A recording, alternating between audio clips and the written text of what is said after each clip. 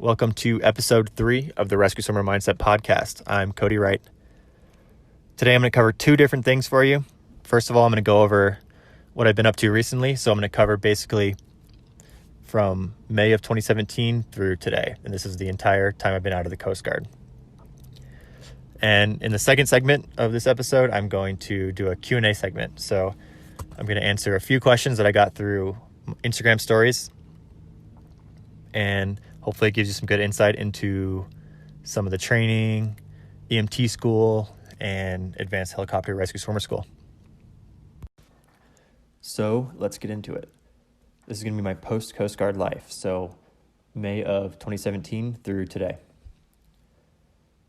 So in May, I got out of the Coast Guard, and I spent the whole summer finishing up my book and doing a ton of rock climbing in Colorado. In the fall, I enrolled in the University of Colorado in Boulder, and I declared myself as an electrical engineering major. So I signed up for all those prerequisite classes, and I ended up taking 2 full semesters as an electrical engineering major. However, I quickly realized, I guess, halfway through the second semester that I didn't have the math and coding skills that I was going to need to do well and not completely struggle through the 4 years as an engineering major. So I decided to make an adjustment, and I switched to a kind of passion of mine, which was economics, or is economics. And as of today, I have another semester to go. So in May of 2020, I'll be graduating with an economics degree. Growing up, I was always pretty decent at running. I ran track in elementary school, middle school, and then going through Coast Guard training, I was always pretty fast in boot camp. I finished first in the 1.5-mile run, and then through all the rescue swimmer training, I was always towards the front of my class, but I always just considered it something I had to get through. However, after living in Boulder for a few months, I started getting into trail running, and I just kept basically running every few days, every other day, and then eventually I was just running every day, and I really like it. So recently I've been kind of trying to push myself and see what I can do in the running world, and that's kind of led me to like various trail races. I competed in a few over the summer, and I signed up for the Austin Marathon, which is down in Austin, Texas, and that's at the end of February. So I started training in like early December, and I was coming off of a trail race that I did in November, and I finished second place. But when I finished the race, I had a little bit of pain out on my left leg, so it felt like kind of it really like manifested in the form of like an Achilles pain. So I thought I just had to give it a few days rest and I'd be good to go again. So after like a day or 2 rest, I went for a run, and I got a sharp pain. I had a sharp pain basically on my bow, on my tibia. It was just in one section of my tibia. And it was the first time I really like felt injured after running. And I did some research, and eventually I figured out that I had a stress fracture on my left tibia. So that has put a damper in my training lately. I haven't completely ruled it out, but I'm pretty much out of the Austin Marathon. And I'm going to try to give myself I've been off of my leg for 2 weeks now, about 2.5 weeks. So I'm going to give it another 3 to 4 weeks. And then I'm going to hopefully start running again, because I am signed up for this race called the Keys 50, which is a 50-mile race that starts in Marathon, Florida, and it goes from Marathon to Key West, and it's exactly 50 miles. So I ran the Keys 100 in 2012 with a group of 5 other members of my Coast Guard station in Marathon, and we ended up doing pretty well. We finished first in the military division, but that was only us running 20 miles apiece, and we would split it up. So we do 2 miles, switch runners do 2 miles, and we split that up for over 100 miles. So this race is just by myself, 50 miles, Marathon to Key West. And I'm really excited to do this race. I just have to get healthy so I can put in the mileage that's going to be required for that. So that's in mid-May. And then end of the summer, I signed up for another race called the Pikes Peak Marathon, which is just outside of Colorado Springs. And it's a race that goes up Pikes Peak, which is a 14,000 foot mountain in Colorado. And then you go straight back down, and it's exactly a marathon. So that one is a pretty brutal race, but it's really well known in the running world, trail running world. And it has about a little over 7,000 feet of vertical gain throughout the race. So it's going to be pretty grueling, but I'm excited to get into that. With the injury, I've been trying to keep my cardio up. So I've been hitting the pool pretty much daily, doing a lot of just lap swimming, underwater laps, just basic water confidence, and then a lot of stationary biking. And then every once in a while when it's not freezing, I'll get outside and do some biking outside. However, it's winter in Colorado, so that's not often. I've also been I kind of dabble in rock climbing. So recently with the injury, I've been rock climbing more than I usually do, just to add another exercise on to kind of mitigate the loss from running. And it's pretty nice because it's just low impact. I can still put weight on my leg. I just can't sustain that constant impact that running produces. I also have some pretty big plans for the rescue swimmer mindset overall going forward. Hopefully after graduation, I can really go in full time on it. And I really want to start producing really high quality videos of training and just rescue swimmer related content. Hopefully a lot more water confidence content. And I'm also going to be kind of organizing some more in-person events. So most likely I'll start off just doing a lot of in-person events in the Denver area. And then I'd like to kind of travel around and get to different big cities and put on events where you guys are. All right, so it's time for the Q&A section. And I'm going to shoot to do a Q&A specific episode about once per month going forward. So let's get into it. First question is best way to train buddy toes without a buddy. And this is totally doable, although there's no supplement for getting a buddy in the water and actually doing real buddy toes. There's plenty of ways to stay in shape. And this is kind of the best way that I've found to do so. So you're definitely going to want to have a pair of fins. So I recommend the Scuba Pro jet fins. And there's a link on my website under the heading on the main website page, rsmguide.com. There's a gear page, and I put a link to the style of fins that you're going to want to get, or something similar to those. So you're going to want to have the fins and then a 10-pound dive brick. And there's also a link on the website to the 10-pound dive brick. And the key to buddy towing is having strong and powerful kicks.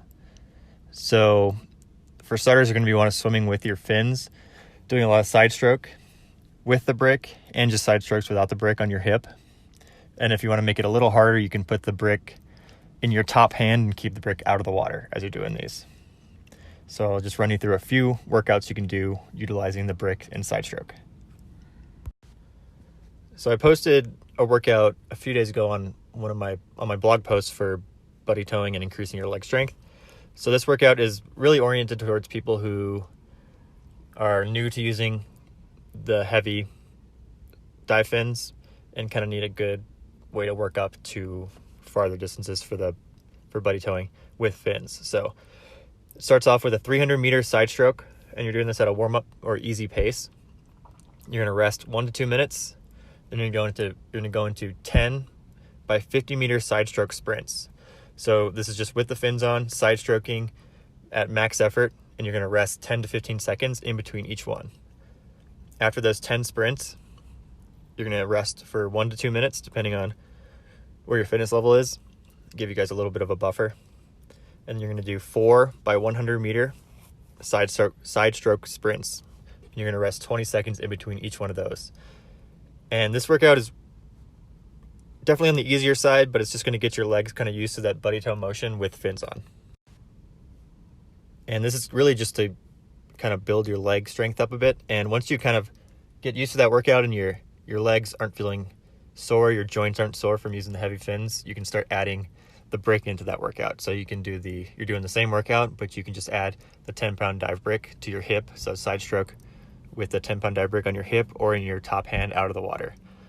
And I also recommend once per week getting and this is once you build up that leg strength again. So a few weeks after starting using the fins, you want to add a long swim in. So a long side stroke with the brick on your hip. So I would say a long swim would be anything over 500 meters. So you might want to start off just doing a 500 meter side stroke swim. And you can do it at an easy pace.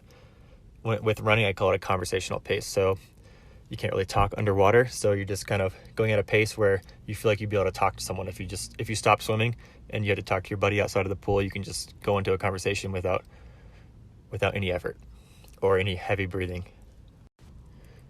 If the first week using the fins, you're finding that they're way too heavy for your legs and you feel like you can't get any power generated when you're flutter kicking, you probably are going to need to hit the weight room. You might have slightly weaker legs than average, so you're going to want to be getting in the weight room maybe twice per week until you kind of feel your legs getting their strength up. So some really good exercises to do are goblet squats, just regular squats, walking lunges, and then you want to do a lot of flutter kicks with your fins on. So you can just sit at home and just crank out 100 flutter kicks as fast as possible with your fins on.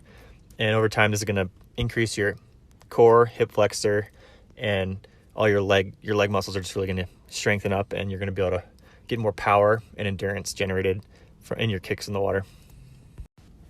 Question number 2. Was EMT school difficult, especially not having any prior experience? So for me, EMT school was not really too difficult. It required maybe 1 to 3 hours of studying after class, about 4 to 5 days a week. But on average, you get a ton of free time and you get really great training. It's a lot of hands-on training, and it's a condensed course. So you're covering the same material you would cover in a civilian EMT's course, but you're doing it in 2 months instead of, I think, 6 to 8 which is what a normal EMT course is at a regular length. And if you treat it the same way you would treat a college class, where you're putting in the work, you're studying, and you're asking the right questions, you'll have an easy time and it'll be a blast. And it kind of the course kind of goes with it. It's a series of written tests and practical exams. And I think we took a written test maybe once every 2 weeks or so, maybe once a week. And then a practical test was about once a week. And then at the end, you do a series of practicals that kind of cover everything. It's like a final. And you also do, towards the end, I think week 6 or 7, we were doing ride-alongs with a local EMT service out of, I think it was, I can't remember the name of the city, but it was just north of town. And that was a lot of fun. Question 3. What's one of the hardest drills that you did in rescue swimmer school? So this question is going to vary from person to person depending on their strengths and weaknesses. For me, I always struggled at treading with a dive brick. I always struggled to master the egg beater kick, and I still, to this day, I can barely do it. However, I just threw myself into school, and a lot of times I'd be treading with the brick and pretty much my head would be below the water 50% of the time, but I would just struggle through it. So this is week 3. The NBC Nightly News with Lester Holt was in town and they were filming the school. So for this sequence of drills, they were there filming this. So it was probably the worst time to struggle. But we basically got in the pool. The instructors dropped 20 dive bricks in the water. How many people were in our class? There was a brick for each person. And they told us to jump in the water, and we all went to an individual dive brick, and we kind of treaded water above the dive brick. And so they basically told us to start bobbing. So we bobbed for probably a minute, maybe a little more than a minute, which was fine with me because I'm really good at bobbing. And we surfaced one time and the whistle blew and they told us to swim down, grab the dive brick and surface and then start treading with the dive brick in both your hands above the water. So this is just a drill I suck at. So I get down there, go up, grab the dive brick, start treading, and about 5 seconds into the tread, I'm like underwater with the brick and they're yelling at me and I'm really struggling. And then they blow the whistle and we were told to drop the brick and go back into bobs. So we start bobbing again for another maybe minute. And then they blow the whistle again and we grab the dive brick and then we start treading again. So this is the closest I ever came to quitting school. Like I definitely, in my mind, I wanted to quit so bad, but I just continued to like struggle through it and spend most of the time with the brick underwater trying to stay afloat with the instructors yelling at me the whole time. And this drill went on. It seemed like it went on for half an hour, but it was probably like 10 minutes, maybe 12 minutes. And eventually the drill ended and we just like got a rest, got to grab some water by the side of the pool, and I made it through. But that was by far the hardest drill that I did the entire time. I thought the multis were easier than that drill. Question 4. What was your favorite and least favorite aspect of the job? So I definitely want to do a full episode on this question, but I'll answer it here just shortly. So my favorite part was the training flights. So once you're through all your training, so you're through swimmer school, you go to EMT school, you get back to your unit and you get fully qualified, you're allowed to go on training flights. So you're going with your 2 pilots, a flight mechanic, and yourself, so the swimmer. And sometimes you'll go out and train with a Coast Guard small boat, or you'll go out and train with another helicopter so you can back each other up if something bad happens. So when you're doing this, you're either bringing out an extra swimmer to have a buddy for simulated rescues, or you bring out what's called an Oscar, and it's basically just a simulated person with some weight and some buoyancy, so he kind of bobs in the water, and you can hook him up to yourself and do simulated rescues with him. But I found this to be really fun, especially in the summer when you're wearing your wetsuit. A lot of times you go offshore. We'd go over Lake Michigan, and we do it right offshore of really nice just beaches around there, sometimes off of Chicago. And the water was super clear a lot of times, and you get to kind of play around while you're waiting for the helicopter to pick you up. So it's definitely a blast. My least favorite part of the job was the maintenance we do. So we do daily maintenance on all the rescue and survival equipment at the air station. And the swimmers are in charge of all of that gear. So there's a ton of work and documentation that goes into keeping all that gear up to date and making sure that it's going to work when you need it, because a lot of times that's stuff that you're only going to need in an emergency. So on the helicopter, we keep a inflatable life raft that I think it fits up to 8 people on it, and you have to do inspections on it. So once a month, I think it's once a month, or once every few months, you have to inflate the whole raft, go through it, inspect all the gear on it, and then run a bunch of tests on it to make sure it's going to hold air. Then you have to pack it back up, put it back on the helicopter. And it's not hard work, but it's definitely takes, it's very hands-on, and it's time consuming, and you have to go through a lot of steps. And I just found it to be kind of monotonous at times. But at the same time, the swimmers definitely have the least amount of workload as far as maintenance goes. So, I mean, you're spending a lot of time working out and keeping your EMT skills proficient and training. So overall, it's really not a bad gig. So the last question for today, and again, this is a question I'd love to do a full episode on, so I'll talk about it briefly here. And that question is, what was your favorite experience at Advanced Helicopter Rescue Swimmer School? And for those of you that don't know, this is a school put on by other operational rescue swimmers, usually more senior rescue swimmers, in Astoria, Oregon. So every 2 years, you get the chance to go out to the school, and the school is basically designed to teach you techniques and get you more comfortable rescuing survivors in big seas and survivors stuck on cliffs. So usually there's maybe 8 to 12 rescue swimmers, the same amount of flight mechanics and pilots. So it's a relatively small course, and it's only a 5-day course. So you spend every day either swimming in high seas, doing cliff rescues, or a mix of the two. So the first day was a blast.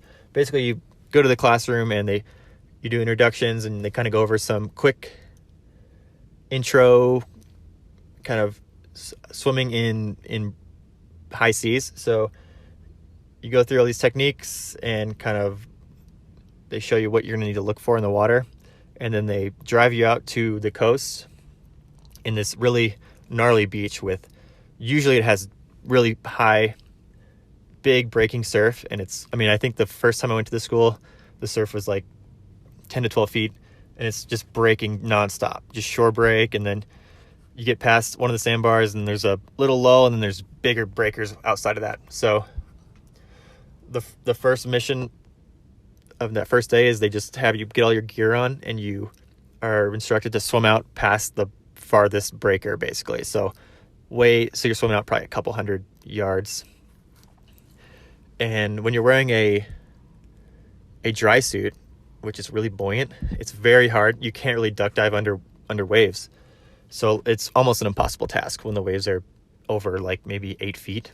So most of us end up getting like maybe 3/4 of the way, and then you're exhausted and you can't dive under the bigger breakers on the outer kind of sandbars.